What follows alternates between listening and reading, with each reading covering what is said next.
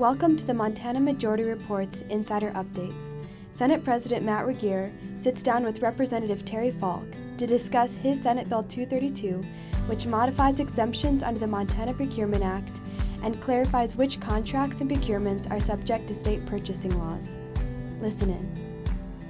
This is a Montana Majority Report Insider Update. I'm President of the Senate, Matt Regier, and I'm joined here by a very special guest. We've got Representative Terry Falk out of the Flathead. He is chair of Section A, which is all of general government budget. You got the checkbook for all of general government, right?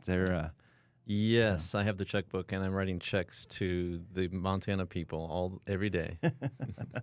I love to analyze the budget. Well, it is your committee that you're in charge of there does have a lot of oversight on general government, and part of that is lottery, and that's what we're here to talk about. Yes, lottery, the RFP process. What's yes. RFP? RFP, request for proposal.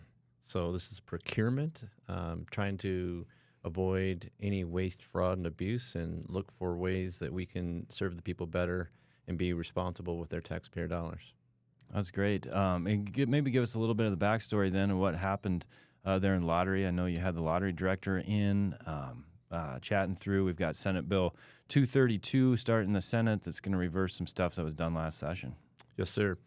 Yes, so some have indicated they thought there was a loophole in Senate Bill 51 from last session. I respectfully question that, but what happened in the lottery is overseen by a commission of board members, and the board members unanimously voted in September to make sure that the lottery used the RFP, request for proposal process, and not do a single source contract because it is a very large contract. It's probably somewhere between $50 and $100 million. Oh, a year?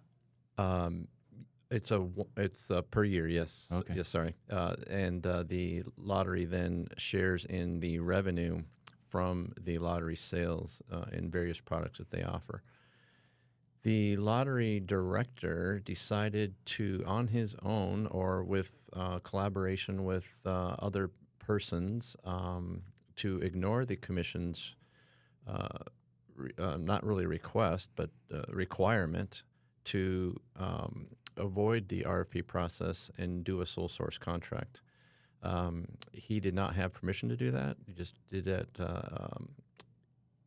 in December. The Lottery Commission. Well, he didn't have permission from the board, right? That's right. But Senate Bill 51 from last session, they did throw in an amendment at the very last 11th hour that passed that nobody really knew the legalese of it, and that did, in code, give him the authority to not have to go out to bid and get the best price. Yes, sir. Yes. It gave him the feeling and the option that he thought he could avoid the RFP process. That is correct. That's something that I think we need to correct in this session. Yeah, and then hence Senate Bill 232 yes, sir. is coming around to do that. We just heard that in the Senate there, and it was an interesting hearing. How'd that go? It was interesting hearing. Like I said, nobody wants to take credit or responsibility for what happened last session in the 11th hour of changing the process for how lottery does bids. And so there's still a little bit of a mystery out there of how that happens and how it happens in the very end of session like that. Sure. So, and you guys had some of that conversation down in Section A when you had lottery department in talking about their budget. Correct? We did, yes. It was very clear that something needed to happen, and I so appreciate Senate Bill 232. How does Senate Bill 232 fix this? So last session on Senate Bill 51 that came at the 11th hour there, it changed private consultant to an employed consultant to a private consultant. And the legalese of that, it took us a while to dig in and figure out what exactly that did, and that allowed lottery just to go out to private non-employees, and they can just do the contract all on their own. It's not the way state government should be done. We have a procurement process. We have a bidding process. You and I were both doing some construction, real estate. I know the times I've gotten took is when I only get one bid for drywall, right? That's and then right. you realize, Absolutely. whoa, boy, I overpaid for that. So. No, absolutely. Yeah, I think if the taxpayers were aware, and I think some are now, of what happened in that particular spot, I think they would have a justifiable reason to be upset, because you're right. That's what we do in the private sector all the time is we get competing bids. So that makes a lot of sense. Is this effectively just changing that language or adding new language?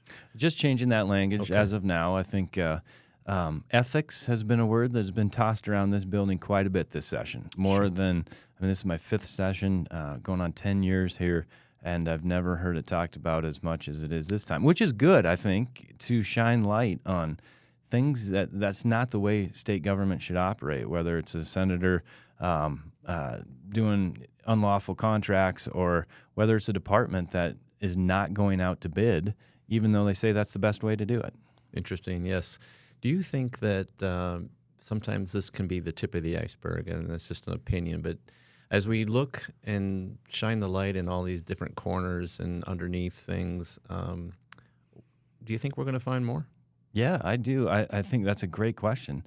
I hope these are just one-off things, ethical concerns and questions, but it does raise the red flag of let's dive deeper. Let's look in all the corners of state government so that people can have the trust and know that this is a process with integrity. Absolutely, yes. And are you getting good support for Senate Bill 232? Yeah, so far, it was great hearing. There was no opposition. When something as questionable as what happened last session at the very end, and you go in to reverse the questionable actions that were done last session, I think it's tough for people to stand up. But that's what we got to dig down too of where's the genesis of all this? What were the players involved and why? Definitely, yeah. I'm so interested in that because I like to say often that the taxpayers are our boss, and if we can fix this, we need to, and we need to be above reproach. Yeah. In using, because we are a fiduciary for our taxpayers' dollars, and it's their money. Yeah, I think that's so important. And you've been around. That's such a great point there, Representative Falk. And you've been around long enough to even see that a lot of legislators will come in here, and all of a sudden, you get in the river, and you forget about all the people outside. And that is the only reason we're here is for the people of Montana. And a lot of times, too often than not, they get second place when they should be first. That's right. Yeah, the government wouldn't have any money if the taxpayers didn't give them money. And I remember last session, an individual in a debate said, Representative Falk, I don't think this money is taxpayers' money. I just about fell off my chair when he said that. I didn't realize that legislators had that viewpoint at that point. Yeah. I was really surprised. Yeah, and that's a backwards viewpoint for sure. I think so. All these things are on public record.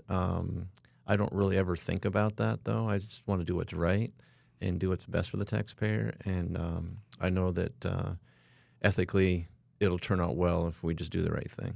Yep. And keep fighting the good fight. Representative Falk, I think we'll probably have to have a follow-up on this because this is stuff I think that is just coming out of why this happened. And, I've got the bill to close the loophole, but you're digging into why this all happened down there in Section 8. You had great questions. Thank you. Yeah, it's like another part-time job, but it's so important. I've worked every weekend because of these situations, so we're going to get this done. Well, sounds good. Well, I hope to see you back in here sooner or later with more good news of how we're making government, inserting more integrity into state government. Right on. Thank you. Right. Thanks, Terry. Have a good day.